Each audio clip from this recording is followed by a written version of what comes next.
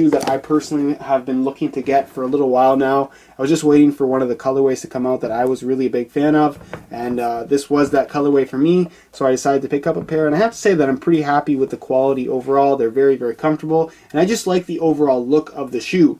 Now, it's called the Jordan Trunner. Trunner obviously implying that it's part trainer, part runner.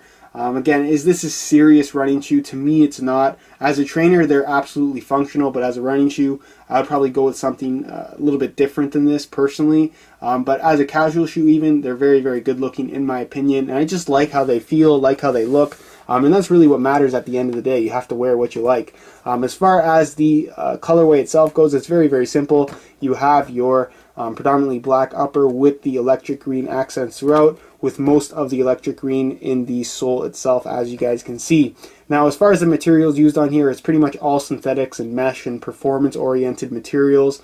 You have this kind of plasticky mesh material making up your first layer. It's very, very breathable, but at the same time is going to hold the structural integrity of the shoe when making lateral movements. Again, this is intended as a performance model, so should you actually want to run and train in them, they're going to do the job for you just fine. And then, of course, on the inside, hopefully you guys can see that on camera, the internals of the shoe are green. They're attached to these lace loops, as you can see, and it's kind of like those foam fingers you're going to find on a lot of Nike and Jordan brand products to help support your foot and keep everything locked in place on the inside of the shoe while still maintaining high levels of breathability and, of course, durability. You have some fuse here going around the toe as well as up the sides of the laces.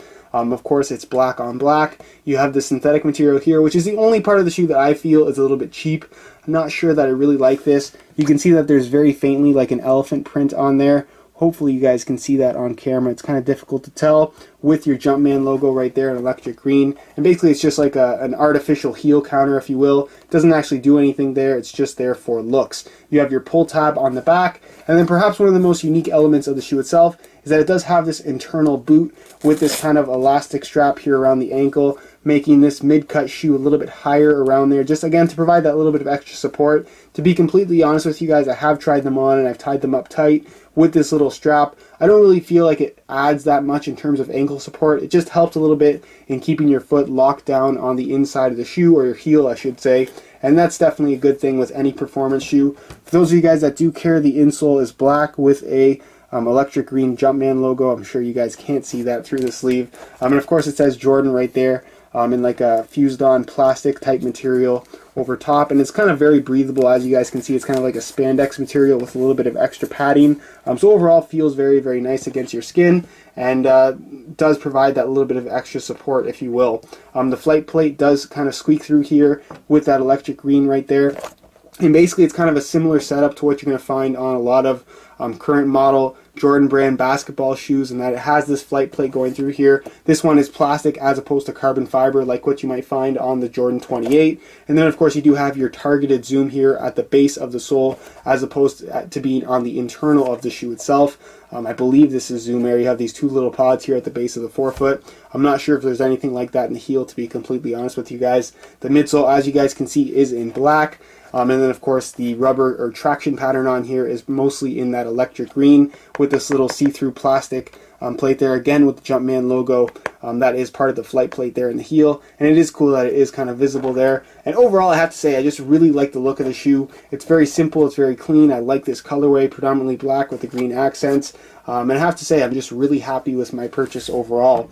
So that's pretty much it as far as the unboxing portion of this video goes. And to move on to quick on feet so you can get a better idea as to how these shoes look. Alright, here's a look at the Trunner Dominate Pros on feet, and I have to say I'm really happy with how this shoe looks. It definitely has a more performance-oriented styling about it. Definitely not something you're going to wear casually on a regular basis, but if you're somebody that dresses more sporty like myself, then this is something that you should definitely take a look at, especially if you like the look of the shoe. As far as the comfort level goes, they're very, very comfortable. I love having that targeted zoom at the base of the forefoot. It gives it a very unique feel, similar to the Jordan 28 like I mentioned earlier, but a little bit different, not quite as extreme, but just very, very comfortable to either train in or just walk around casually. As far as sizing goes, I'm wearing my usual size 9.5 US, and the fit and the length is absolutely perfect. They have a decent amount of width to them as well, so if you are looking to order a pair for yourself, I would strongly recommend going true to size for the best possible fit. So that's pretty much it as far as what they look like on feet with a pair of shorts.